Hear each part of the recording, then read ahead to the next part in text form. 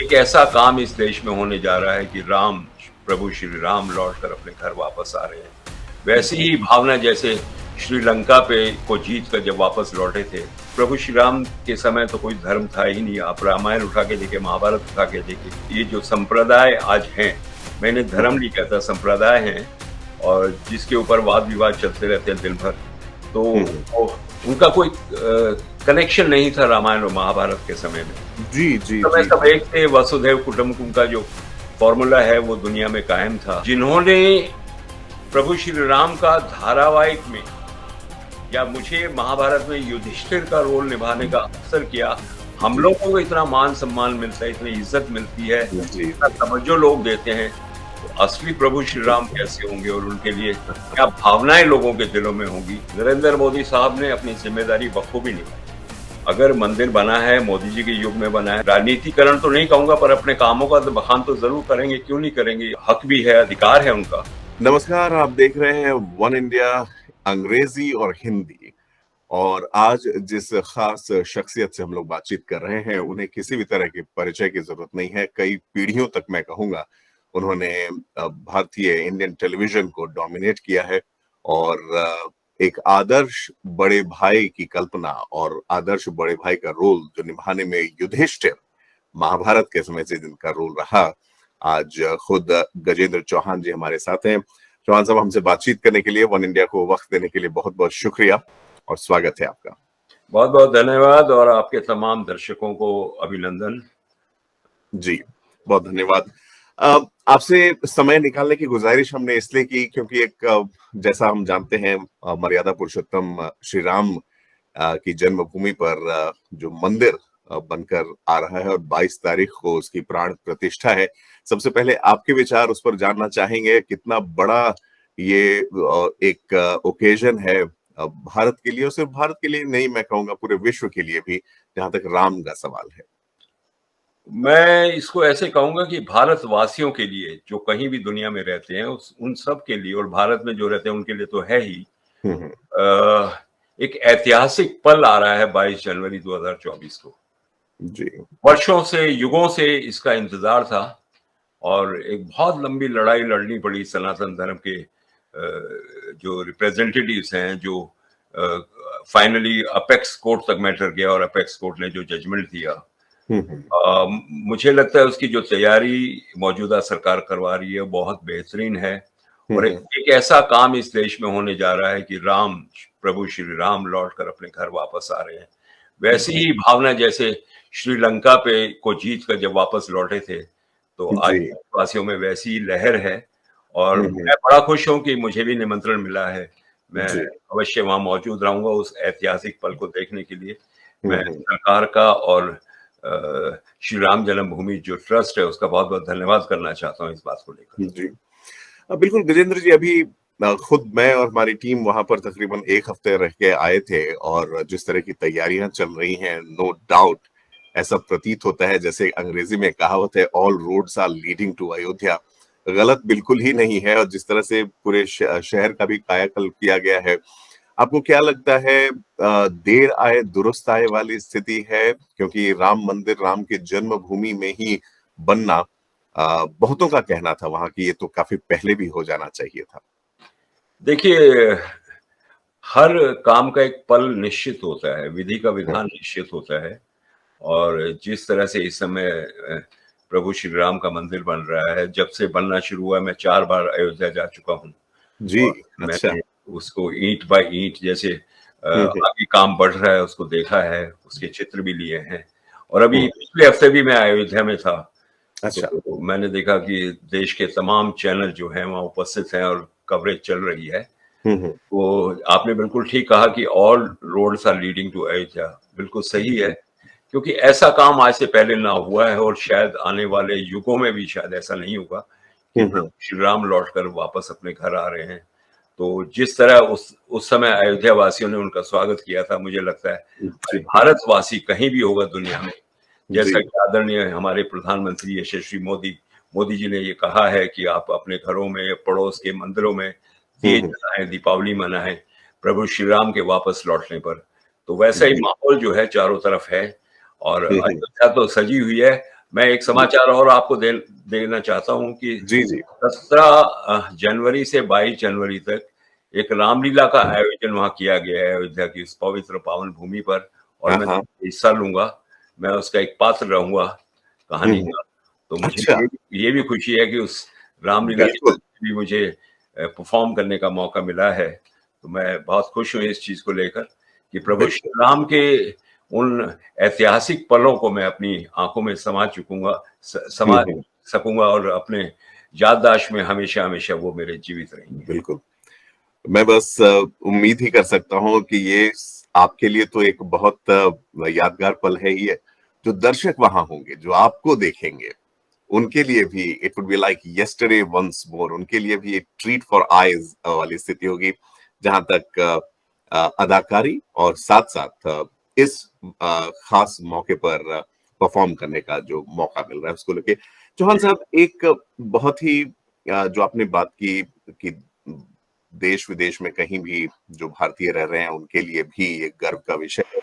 तो Indian diaspora के लिए राम जो एक सेंट्रल फिगर बनकर आए हैं, कहीं ना कहीं वो भी एक कड़ी की तरह पूरे विश्व में भारतीयों को, खासकर हिंदुओं को जोड़ने का एक व्यापक डोर की तरह देखे जा रहे हैं। देखिए, प्रभु श्री राम का व्यक्तित्व जो है वो हमारे आराध्य तो हैं ही। हम हम्म। सनातनियों के आराध्य हैं। जी। और मैं ये कहूँगा कि प्रभु श्री राम के समय तो कोई धर्म था ही नहीं। आप रामायण उठा के देखिए, महाभारत उठा के देखिए, हम्म। कहीं भी जो है कोई ये जो संप्रदाय आज हैं, मैं इन्हें धर्म नहीं कहता, संप्रदाय हैं, और जिसके ऊपर वाद-विवाद चलते रहते हैं दिन भर। तो हम्म। वो उनका कोई कनेक्शन नहीं था रामायण और महाभारत के समय में। जी जी समय जी सब जी। एक थे, वसुधैव कुटुंबकम का जो फ़ॉर्मूला है वो दुनिया में कायम था। हम्म। आज मुझे लगता है कि देश-विदेश में जो विदेशी लोग हैं, वो भी प्रभु श्री राम को जो है देखने आते हैं, पूजा करते हैं। और हम्म। प्रभु श्री राम को अगर परिभाषित करना हो तो मुझे लगता है उनको परिभाषित करने की चेष्टा भी नहीं करनी चाहिए, ऐस इतना बड़ा व्यक्तित्व है। और मैं हमेशा कहता हूँ कि प्रभु श्री राम को ऐसे सामने नहीं देख सकते आप, उनको जी लार्जर देन लाइफ रूप में आपको देखना पड़ता है। मतलब इतना बड़ा व्यक्तित्व, आप ये सोचिए 2 मिनट के लिए जी। भाई कि जिन्होंने प्रभु श्री राम का धारावाहिक में, या मुझे महाभारत में युधिष्ठिर का रोल निभाने का अवसर किया, हम जी लोगों को इतना मान सम्मान मिलता है, इतनी इज्जत मिलती है, जी इतना जी। तवज्जो लोग देते हैं, तो असली प्रभु श्री राम बिल्कुल। कैसे होंगे, और उनके लिए क्या भावनाएं लोगों के दिलों में होंगी। तो मैं उन हम्म। भावनाओं की भी कदर करता हूँ। और मुझे लगता है कि ये ऐतिहासिक पल दोबारा शायद हमारे इस जीवन में तो नहीं आएगा, जी आने जी वाली जी पीढ़ियों जी के जीवन में कभी आए तो आए। लेकिन जी। इसलिए मेरा तमाम भारतीयों से ये निवेदन है, या भारत के बाहर जो भारतीय रहते हैं उनसे हम्म। निवेदन है कि दिवाली की तरह इस उत्सव को मनाया जाए। सब बिल्कुल। खुश होकर, और एक राम राज्य की स्थापना जो है देश में होने की बात चल रही है। मुझे लगता जी है कि एक बार फिर वो पुराना ज़माना लौट कर आएगा, जी जहाँ जी। मर्यादाएँ होंगी, जहाँ जीवन मूल्य होंगे, जहाँ हम्म। एथिक्स होंगे। तो ऐसा राइट। संदेश प्रभु श्री राम की तरफ से है, तो मैं मानता हूँ कि इसको अपने जीवन में अपनाना चाहिए। बिल्कुल। अब आपसे बेहतर और कौन हमारे साथ ये साझा कर सकता है, चौहान साहब। आपने बड़े भाई युधिष्ठिर का रोल किया महाभारत में। राम भी बड़े भाई थे, चार भाइयों में, और मर्यादा पुरुषोत्तम की उपाधि और उनको हम जानते हैं। अ, एक लीडर के तौर पर, एक बड़े भाई के तौर पर भी जो हिंदू समाज रीति रिवाजों में जो जिम्मेदारियां दी गई हैं, उसका भी कहीं ना कहीं निर्वहन आपको एक हद तक मर्यादा पुरुषोत्तम की ओर ले जाता है। मुझे लगता है अ, एक अच्छा रिफ्लेक्शन है ये, जहां तक हिंदू सोसाइटी या हिंदू समाज की अगर हम बात करें, तो सीख लेने वाली एक एग्जाम्पल है। देखिए, महाभारत में अगर प्रभु श्री राम के किरदार की कोई थोड़ी भी बराबरी कर सकता है तो युधिष्ठिर है। युधिष्ठिर। और ये कहा जाता है हम्म। कि युधिष्ठिर और प्रभु श्री राम का जो राज्याभिषेक हुआ था, हम्म। उस समय दोनों दोनों समय नक्षत्रों की स्थिति एक ही थी। अच्छा। दोनों किरदार जो है उस कद के हैं जिन कद को डिफाइन नहीं किया जा सकता है। घर में जी। एक बड़ा होना जो है बहुत बड़ी जिम्मेदारी होती है। पूरे परिवार को संभालना पड़ता है, संयम रखना पड़ता है, सहनशीलता रखनी पड़ती है और फैसले लेने पड़ते हैं जो आपके बिल्कुल। परिवार के लिए जो है हम्म, हम्म, आगे आने वाले समय में काम आए। तो उन जी जी। फैसलों को लेने के लिए एक बड़े भाई का एक उत्तरदायित्व होता है अपने परिवार के प्रति, अपने छोटों के प्रति। हम्म, तो ये सब बातें जो हैं इन दोनों किरदारों के व्यक्तित्व में हैं। तो जी आपने जी। देखा भी होगा जैसे-जैसे रामायण आगे बढ़ी, प्रभु श्री राम ने किस तरह अपने पिताश्री का कहना माना।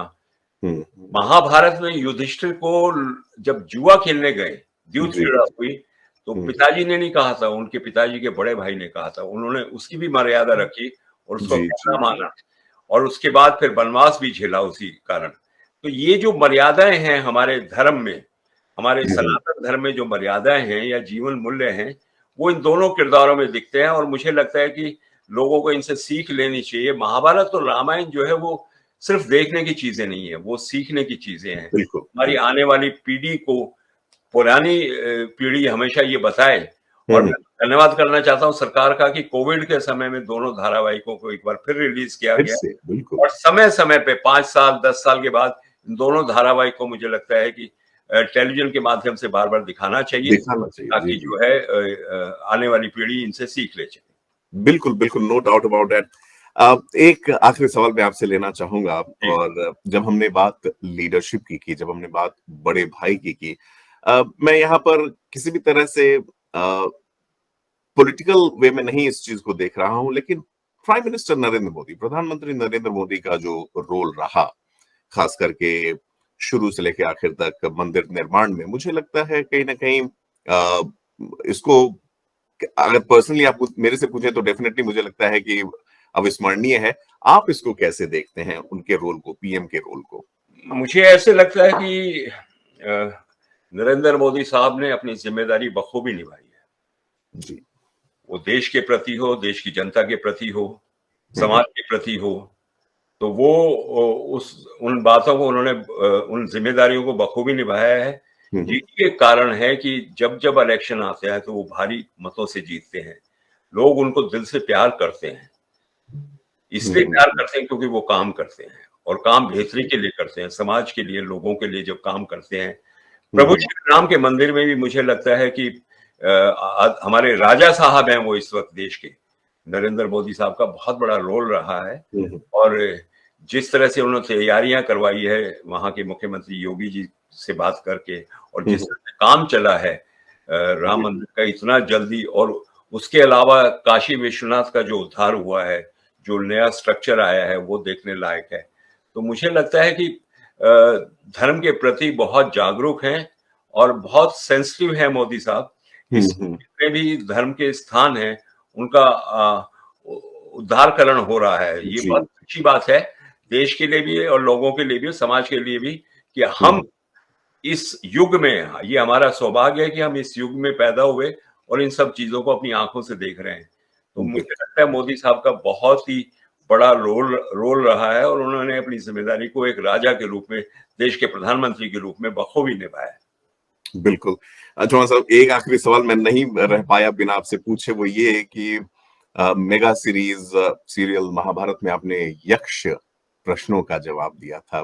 किसी भी परिवार के सदस्य के लिए, किसी भी ज्ञानी के लिए वो सवाल आसान नहीं थे। वो हमें हमारे कोर्स बुक्स में भी था, हम लोग जब बचपन से बड़े होते हुए आए कि यक्ष ने क्या-क्या सवाल पूछे थे और आपके कंधों पर ज़िम्मेदारी थी उनका सही जवाब देना और परिवार जनों की रक्षा करना।